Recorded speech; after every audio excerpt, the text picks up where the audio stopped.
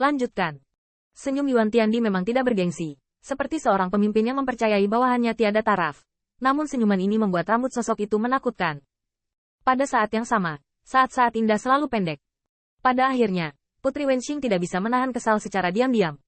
Bisakah pernikahan Yushu dan Xiang Longseng ditunda beberapa hari lagi? Pada malam hari, di ladang bunga yang indah, keduanya menganggap langit sebagai tempat duduk dan tanah, dan Putri Wenxing mencibir bibirnya. Sekarang, dia telah memasuki wilayah klan Tenun Ilahi, dan pada kecepatan ini, itu akan memakan waktu hingga 3 hingga 5 hari. Tetapi yang membuat hati Putri Wenxing penuh penyesalan adalah bahwa dalam 3 bulan terakhir, dia dan Mumu telah mengunjungi gunung dan air, tetapi, yaitu, mengunjungi gunung dan air. Putri Wenxing tidak bisa mengerti, apakah wangi bunga tidak cukup menawan, atau senyumnya tidak cukup menawan. Kayu. Apa yang terjadi? Kamu ingat malam hujan meteor? Kamu panggil aku apa? Tubuh Tao Qin Yichen sedikit gemetar. Suamiku, Nyonya. Begitu dia selesai berbicara, dia melihat Putri Wenqing menggigit bibirnya. Karena dia seorang nyonya, haruskah kita melakukan sesuatu antara suami dan istri? Tubuh Tao Qin Yichen bergetar lagi. Misalnya. Atau malam ini, mari kita pikirkan nama untuk anak itu. Qin Yichen merasa bahwa dengan bakatnya menamai Hong Lian sebagai Arya, masalah ini bisa berlalu malam ini. Namun, Qin Yichen menyesalinya di saat berikutnya. Tidak apa-apa untuk tidak menyebut dua kata, anak-anak, karena penyebutan itu langsung membuat Putri Wenxing menggigit bibirnya lebih dalam. Untuk menamai anak, kamu harus punya anak dulu. Ini. Qin Yichen tersenyum sedikit tidak wajar. Wenqing, ini tidak tepat. Ini adalah wilayah klan Penenun Ilahi. Kami berada di alam liar. Anda adalah cabang dan daun emas dari Kaisar Keklen. Saya tidak bisa membiarkanmu kehilangan tubuhmu. Petik 2. Tri Wenxing benar-benar ada di sini. Dia meremas dagu Qin Yichen sehingga tatapan seperti pisau yang terakhir bisa terus menatapnya. Kayu, suamiku. Bisakah kamu berhenti berpura-pura bodoh? Kamu tahu apa yang kuinginkan? Ini barang paling berhargaku, dan tentu saja aku ingin memberikannya kepada kekasihku. Juga, kamu berumur 30 tahun, jangan bilang kamu tidak mengerti. Pada titik ini, Putri Wenxing bahkan sedikit dianiaya, kadang-kadang, air mata menetes. Faktanya, bagi Putri Wenxing, pemikirannya juga sangat tradisional dan konservatif. Bagaimanapun, Kaisar Ke dan Permaisuri Sixia sama-sama menginginkan anak setelah akhir pertempuran Kaisar. Selain itu, saudara laki-laki dan perempuan Putri Wenxing berkata lebih banyak, tidak lebih, kurang. Ditambah Tuhan, Kaisar Ke, selama bertahun-tahun, hanya Permaisuri Sixia yang berada di sisinya. Jadi Putri Wenxing ingin memberitahu Mumu, Anda tahu seberapa besar keberanian yang dibutuhkan bagi Anda untuk mengenakan gaun panjang yang tidak Anda sukai. Dan dengan sengaja belajar menggoda Anda seperti orang manhua, menunjukkan kaki giok putih. Tahukah Anda bagaimana rasanya ketika Anda berada di Wentiangwan? Aula Jenderal Besar Anda memiliki 5 langkah, 1 penjaga, 10 langkah, dan 1 pos. Tetapi saya diam-diam pergi mencari Anda, dan kemudian keluar dengan wajah penuh kehilangan sejenak. Seperti apa rasanya? Feng Tianxing, lihat aku. Kamu ingin belajar dari ayahku. Aku tidak keberatan. Bahkan menurutku kamu adalah pria seperti ini. Tapi, ibuku baru hamil setelah kontroversi kekaisaran. Tangan giok Putri Wenxing sangat keras sehingga sulit bagi Qin Yichen untuk menggerakkan pipinya. Yang terakhir juga tahu bahwa saat ini, dia tidak boleh lepas dari tatapan istrinya yang sudah menikah.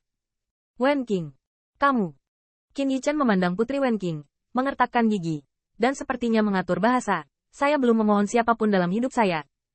Saya hanya memohon sekali. Masalah ini, setelah saya menjadi kaisar, saya pasti akan berjanji kepada Anda. Oke. Hah? Mengapa? Qin Yichen mengertakkan giginya. Karena hanya ketika aku mencapai kaisar alam, aku hampir tidak dapat menjamin bahwa aku tidak akan dicegat oleh Raja Ilahi ketika aku tidak ditemani oleh saudara Stargazer. Pada saat itu, dia mungkin tidak perlu khawatir, Putri Wenxing akan menjadi mahakarya selama sisa hidupnya.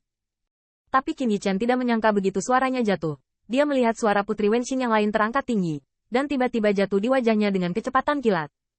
Bentak. Bodoh. Dasar bodoh. Kayu mati, kayu bodoh. Kenapa kamu masih sepotong kayu? Putri Wenxing Wanyin menangis. Qin Yichen dengan lembut memegangi kucingnya yang terguncang. Membelai. Apakah menurut Anda saya tidak bisa menjadi seorang kaisar? Atau apakah saya khawatir bahwa saya telah menjadi seorang kaisar terlalu lama, dan saya akan membenci Anda sebagai wanita tua?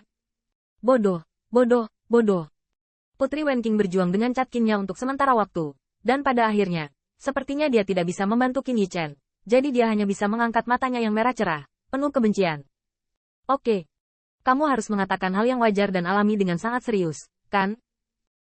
Kalau begitu aku akan memberitahumu dengan serius. Di mataku, hanya ada dua situasi untuk kayu. Seseorang menjadi kaisar, dan kemudian dia tidak akan dipukuli sampai mati oleh Raja Dewa. Lalu, karena dia tidak akan dibunuh oleh Raja Dewa, mengapa menunggu sampai dia menjadi kaisar? Seseorang masih menjadi kaisar, dan tidak akan pernah membiarkanku menunggu sampai aku menjadi wanita tua. Hanya saja aku akan dipukuli sampai mati oleh Raja para Dewa. Tapi, Putri Wenxing mengatupkan giginya, jika kamu mati, kami tidak punya anak. Apakah kamu membiarkan aku memotong angin dan langitmu dalam hidupmu? Tanda seru. Goblok sia. Tanda seru. Tanda seru. Garis angin dan langitku, terputus. Pada saat itu, hati Qin Yichan bergetar hebat. Para wanitanya, sudah mulai berpikir seperti ibu anak-anaknya, sudahkah mereka bekerja keras? Saya. Qin Yichan mengertakkan giginya, dan bahkan pada saat itu, tidak ada alasan untuk menyangkal dua kemungkinan yang dia katakan kepada Putri Wenqing. Habiskan bulan purnama dan malam, saat awan membanjiri. Qin Yichan tidak mengatakan sepatah kata pun lagi, tetapi perlahan mengangkat ujung jarinya. Cara waktu dan ruang melonjak, karena telah diputuskan. Malam itu terlalu singkat, jadi saya akan menebusnya selama 30 tahun. Putri Wenxing menyaksikan alam ruang waktu perlahan-lahan terselubung di daerah itu sejauh puluhan mil, dan menetapkan alam waktu dan ruang waktu yang penuh dengan bulan dan malam. Bibir Cherry yang menggigit perlahan-lahan meregang, dan akhirnya berubah menjadi aroma merah muda, ekstasi cerah dan indah. Om. Alam daur ruang dan waktu perlahan-lahan memadat. Ini adalah malam yang benar-benar milik mereka berdua. Tetapi pada saat Qin Yichan menetap di alam daur ruang dan waktu, seluruh tubuhnya bergetar dan langsung memeluk Putri Wenqing dan terbang kembali. Ledakan. Tanda seru. Tanda seru. Pada saat itu, alis Qin Yichan mekar, dan bunga asli dan bulan purnama malam diubah menjadi matahari yang terik oleh terik matahari. Pupil langit naga yang meledak hingga ekstrim. Tanda seru. Tanda seru. Ledakan. Tanda seru. Tanda seru. Aku melihat ladang bunga Qin Yichan berdiri sekarang hancur dalam sekejap, dan seluruh bumi bergidik karenanya. Sedangkan untuk ranah ruang waktunya, itu hancur seperti pecahan kaca.